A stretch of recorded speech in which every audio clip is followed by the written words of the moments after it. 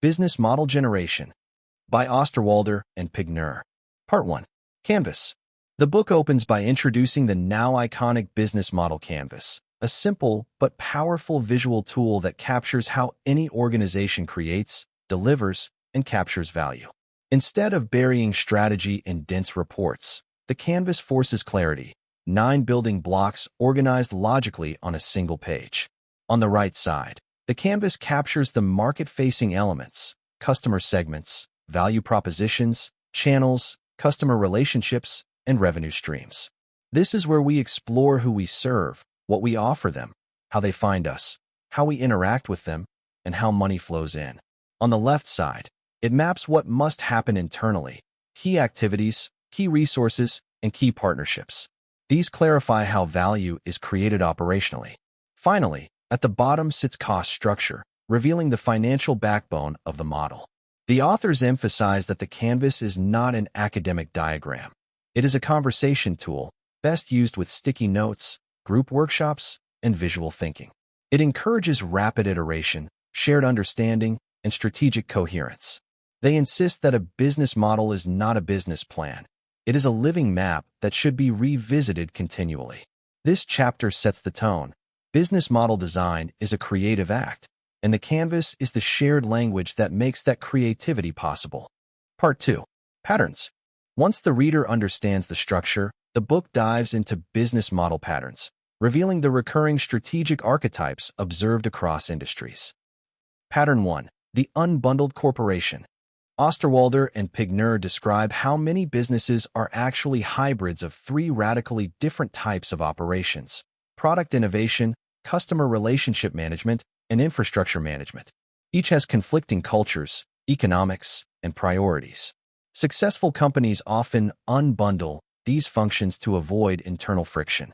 Pattern 2. The long tail. Companies like YouTube, Amazon Kindle, and Lego thrive by catering to niche audiences instead of mass markets.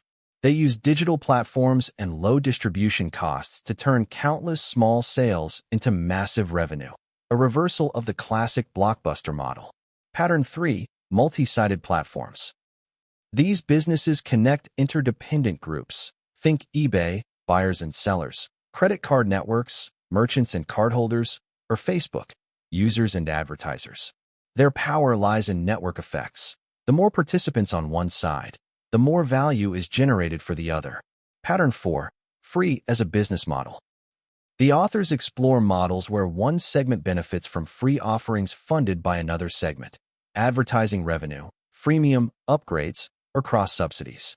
The challenge is balancing what is free with what is profitable. Pattern 5. Open business models. Companies increasingly open their boundaries to external ideas and technologies. Open innovation can flow outward, licensing and used patents, or inward, collaborating with external developers. Openness accelerates growth and reduces risk. This chapter helps readers recognize patterns they can borrow, adapt, or combine, an essential step in innovative model design. Part 3. Design. The third chapter celebrates the creative side of business crafting. It states bluntly, innovation requires design thinking, not just analysis. The authors outline 5 design techniques. 1. Customer insights. Deep understanding of users, not demographics, but motivations, emotions, and pain points, is the foundation of compelling value propositions. Tools like personas and ethnographic research help move beyond assumptions. 2. Ideation. Teams brainstorm alternatives to existing models, pushing past incremental tweaks toward surprisingly bold possibilities. This phase encourages dream big, refine later. 3. Visual thinking. Sketches, diagrams, and metaphors help align teams and make abstract concepts tangible. The canvas itself is a product of visual thinking. 4. Prototyping. Just as designers prototype physical products, strategists should prototype business models, build versions, test them, critique them, and iterate. Prototyping keeps teams flexible and avoids premature commitment. 5. Storytelling. A strong narrative helps communicate a business model effectively, whether for investors, employees, or customers. A model without a story is just a diagram. A story without a model is just imagination. Combined, they create conviction and momentum. This chapter is energetic, reminding readers that business strategy should be a creative workshop, not a static spreadsheet. Part 4. Strategy. Here the book explores how business model thinking intersects with competitive strategy. Analyzing the environment. Companies must monitor trends in 4 domains. 1. Market forces, customer needs, segments, pricing. 2. Industry forces, competitors, new entrants, substitutes. 3. Key trends, technology, culture, regulation. 4. Macroeconomics, global markets, cost drivers. The canvas provides a lens for mapping how these forces influence the company. Evaluating business models. A model must be assessed on multiple dimensions: scalability, profitability, sustainability, flexibility, defensibility. The authors provide scorecards and checklists to test robustness. Blue ocean strategy.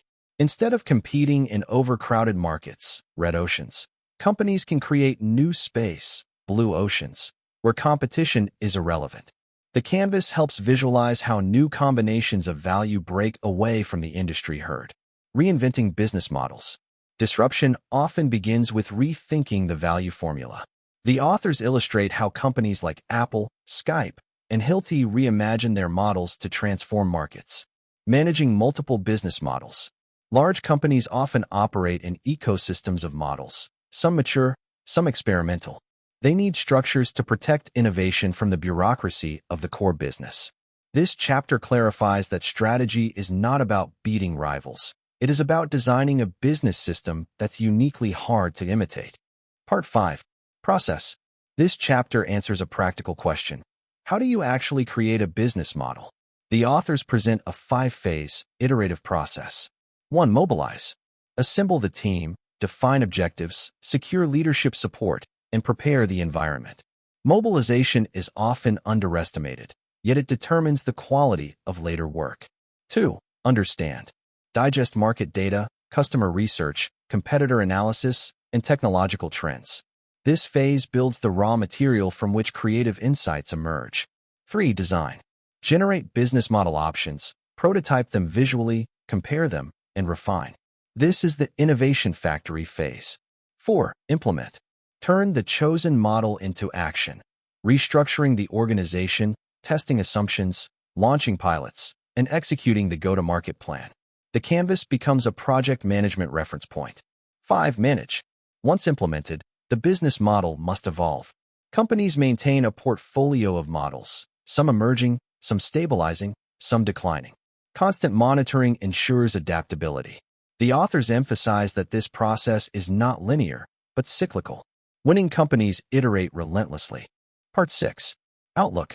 The final chapter looks to the future of business model innovation. The authors argue that the pace of economic and technological change will make business model mastery more important than product or operational excellence alone.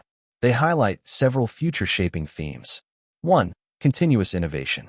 Companies will shift from occasional strategy revamps to ongoing experimentation. The canvas becomes a permanent dashboard guiding evolution. 2. Blurring industry boundaries. Industries will no longer be rigid sectors. Instead, ecosystems of value will span multiple fields. Think Amazon's leap from books to cloud computing, or Tesla's combination of cars, batteries, AI, and solar energy. 3. Co-creation and collaboration. Open models, partnerships, and communities will increasingly generate competitive advantage. No company can innovate alone at scale. 4. Technology as a business model catalyst. AI, platforms, data ecosystems, and automation will not just change products. They will reshape the underlying business architecture. 5. The rise of business model professionals. Just as design thinking created new company roles, like UX designers, business model innovation will create practitioners focused purely on model design, evaluation, and evolution. This chapter inspires readers to view business model innovation not as a one-time exercise, but as a mindset and capability, a source of long-term strategic superiority.